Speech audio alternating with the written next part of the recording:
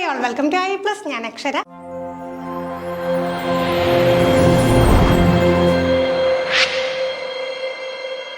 കേരള എക്സാമിനേഷന് പൊതുവെ സൈക്കോളജിയിൽ ചോദിക്കുന്ന കുറച്ച് മേഖലകളുണ്ട്.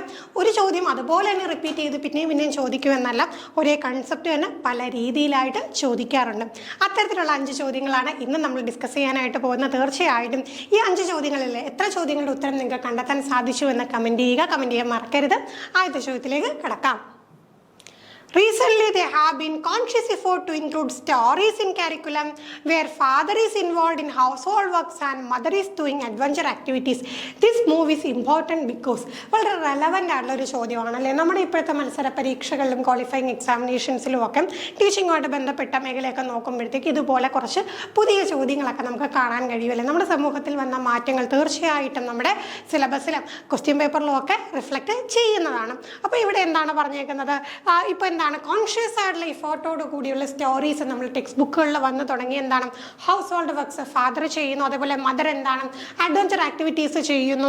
അപ്പോൾ അത് എന്തുകൊണ്ടാണ് ഇമ്പോർട്ടൻ്റ് എന്ന് ഇപ്പോൾ ഈ ഒരു കാര്യം നമ്മൾ മനസ്സിലാക്കുക. ഇപ്പം നമ്മുടെ കേരള സിലബസ് നോക്കിക്കഴിഞ്ഞാലും പുതിയ ടെക്സ്റ്റ് ബുക്ക് റീസ്ട്രക്ചർ ചെയ്ത സമയത്തും ഇത്തരത്തിൽ ജെൻഡർ റോൾസ് നമ്മൾ മുമ്പേ കുറച്ച് ജെൻഡർ സ്റ്റീരിയോടൈപ്സ് ഒക്കെ ചെയ്തു വെച്ചിരുന്നതിൽ നിന്ന് വ്യതിചലിച്ചുകൊണ്ട് മാറ്റങ്ങളോട് കൂടിയുള്ള ടെക്സ്റ്റ് ബുക്കുകൾ കാണാനായിട്ട് സാധിച്ചു. അത് എന്തിനു വേണ്ടിയിട്ടാണ്?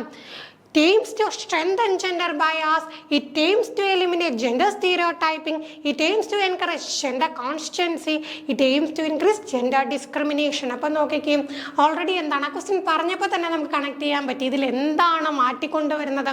Gender stereo ടൈപ്പുകളാണല്ലേ.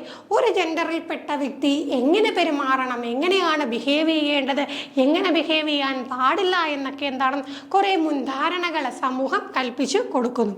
അപ്പോൾ അതിൽ നിന്ന് വ്യതിചലിക്കുന്നവരെ എന്തോ കുഴപ്പക്കാരായിട്ട് കാണുന്ന ഒരു അവസ്ഥയും ഇതിൽ നിന്നൊക്കെ ഒരു മാറ്റം വരാനായിട്ടാണ് ഇപ്പം നമുക്ക് വളരെ റൂട്ട് ലെവലിൽ നിന്ന് മാറ്റങ്ങൾ തുടങ്ങണം. അപ്പോൾ ചെറിയ കുട്ടികളിൽ നിന്ന് തന്നെ വേണം ഈ ഒരു ചിന്താഗതിയിലൊക്കെ മാറ്റം വരാനായിട്ട്.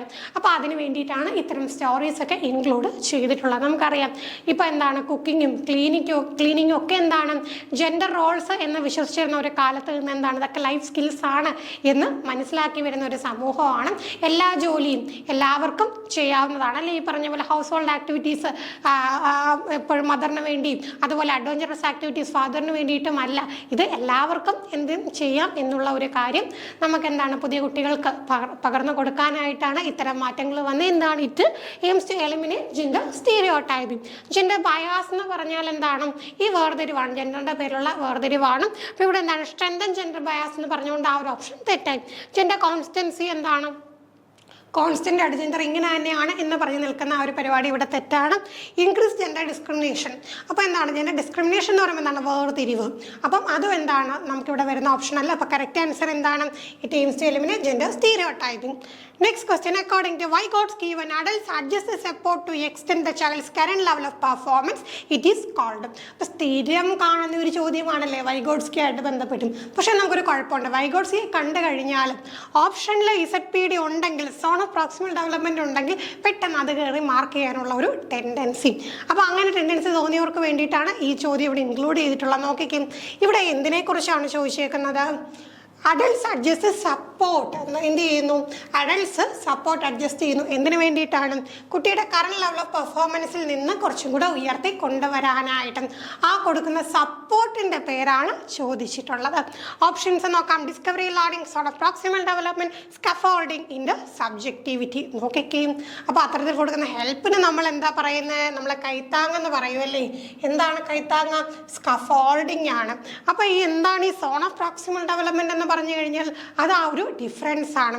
കറണ്ട് പെർഫോമിംഗ് ലെവലും പിന്നെന്താണ് മോർ നോളജബിൾ അതേഴ്സ്, കൂടുതൽ അറിവുള്ളവരുടെ സഹായത്തോടു കൂടി എത്തിച്ചേരാൻ കഴിയുന്ന ലെവലും തമ്മിലുള്ള ആ ഒരു ഡിഫറൻസ് ആണ്. ആ ഒരു സോണിനെയാണ് നമ്മൾ എന്താ പറയുക? സോൺ ഓഫ് പ്രോക്സിമൽ ഡെവലപ്മെൻറ്റ് എന്ന് പറയുക. ഡിസ്കവറി ലേണിംഗ് എന്ന് പറയുമ്പോഴത്തേക്ക് അത് നമുക്കറിയാമല്ലേ, ബ്രൂണറുമായിട്ട് ബന്ധപ്പെട്ട തിയറിയാണ്. ഡിസ്കവറി ലേണിംഗ്, കണ്ടെത്തൽ പഠനം. കുട്ടി അറിവ് സ്വയം കണ്ടെത്തി നിർമ്മിച്ചു പോകുന്ന ഒരു രീതി അല്ലെ. ടീച്ചർ കംപ്ലീറ്റ് ആയിട്ട് സ്പൂൺ ഫീഡ് ചെയ്ത് കൊടുക്കുന്ന പരിപാടിയല്ല. പകരം കുട്ടി തന്നെ നമ്മുടെ പുതിയ പെഡഗോജിക്കൽ അപ്രോച്ച് പ്രകാരം കുട്ടി ഡിസ്കവർ ചെയ്തുകൊണ്ടാണ്, ഡിസ്കവറി ലേണിംഗ് കണ്ടെത്തിക്കൊണ്ടാണ് പഠനം നടക്കുന്നത്. ഇതിൻ്റെ സബ്ജക്റ്റിവിറ്റി എന്ന് വെച്ചാൽ ഒന്നുമില്ല, ജസ്റ്റ് സബ്ജക്ട്സ് തമ്മിലുള്ള ആ ഒരു ഇൻ്റർ കണക്ഷൻ്റെ കാര്യം ഒക്കെ അഭിപ്രായമാണ് ഉദ്ദേശിക്കുന്നത്. ഓക്കെ, അടുത്ത ചോദ്യം. According to dash it is important to understand the social process and influence of cultural context on children's thinking. അപ്പം നോക്കിക്കേ, ഇവിടെ ഒരു പെർട്ടിക്കുലർ ആയിട്ടുള്ള തിയറിസ്റ്റിൻ്റെ ഒരു അഭിപ്രായമാണ് കൊടുത്തേക്കുന്നത്. എന്താണ്? Social process and influence of cultural context. Social പ്രോസസ്സുകൾക്കും അതോടൊപ്പം തന്നെ കൾച്ചറൽ കോണ്ടെക്സ്റ്റ്, സാംസ്കാരികപരമായിട്ടുള്ള ആ ഒരു ബാക്ക്ഗ്രൗണ്ടിലുള്ള ആ ഒരു ഇൻഫ്ലുവൻസ്, കുട്ടിയുടെ തിങ്കിങ്ങിലുള്ള ഇൻഫ്ലുവൻസിൻ്റെ പ്രാധാന്യത്തെക്കുറിച്ച് പറഞ്ഞിട്ടുള്ളത് ആരാണ്? ലോറൻസ് കോൾബർഗ്, ജീൻ പിയാഷെ, വൈഗോട്സ്കി, ആൽബർട്ട് ബന്ദൂര. അപ്പോൾ ആരാണ്?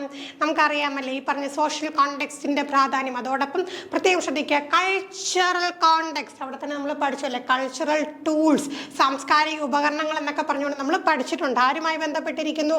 ലേവ് വൈഗോട്സ്കി ആയിട്ട് ബന്ധപ്പെട്ടതാണ് ഈ ഒരു കൺസെപ്റ്റ്. നമുക്കറിയാം കോൾബർഗ് എന്ന് പറയുമ്പോൾ മോറൽ ഡെവലപ്മെൻ്റ് ആണ്. പിയാഷെയുടെ കോഗ്നിറ്റീവ് ഡെവലപ്മെൻറ്റും സ്റ്റേജസും നമ്മൾ പഠിച്ചിട്ടുണ്ട്. ആൽബർട്ട് ബന്ദൂരയുടെ നമ്മൾ എന്താണ് ബോബോഡോൾ എക്സ്പെരിമെൻറ്റും പഠിച്ചിട്ടുണ്ട്. അടുത്ത ചോദ്യം. Drawing implication from Piaget's theory of cognitive development a teacher of grade 6 to 8 in his classroom should. അപ്പോൾ എന്താണ് പിയാഷെയുടെ തിയറി? നമ്മൾ 4 സ്റ്റേജസ് പഠിച്ചിട്ടുണ്ടല്ലേ.